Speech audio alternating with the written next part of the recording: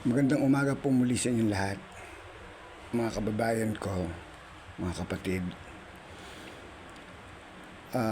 Gusto ko pong iparating sa inyo, especially po sa mga kagobyerno natin, mga politikong pulpol, yung mga politiko dyan na mga engot na po, mga politikong kampo ni Satanas.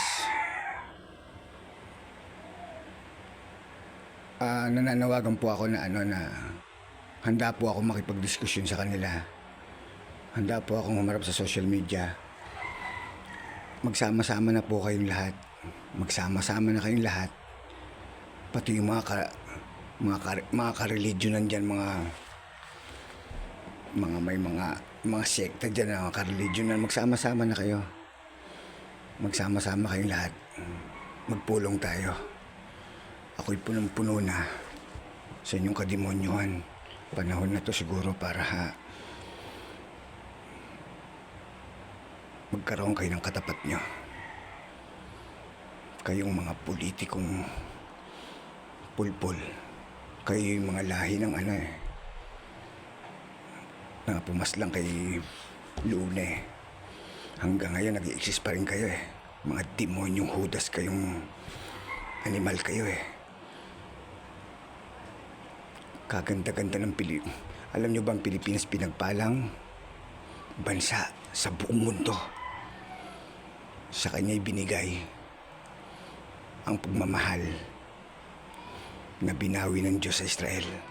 Sa Pilipinas yun, kung alam nyo lang mga matatalinong may mga pinag-aralan ng mga tonto kayo sa karunungan. Hintayin nyo yung galit ng Panginoon. Hintayin nyo yung galit ng Ama. Oras na lang ang hihintayin nyo. Pag hindi pa kayo nagsisi sa mga pinaggagawa nyo, nagbalik loob sa Ama,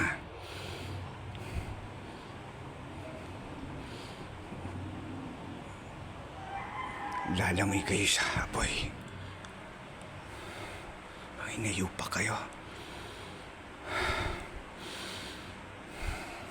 Handa ako bumarap sa inyong lahat. Kayong lahat ng mga huwad. Mga huwad kayong mga punyeta kayo. Kinasangkapang nagpagamit kayo sa demonyo.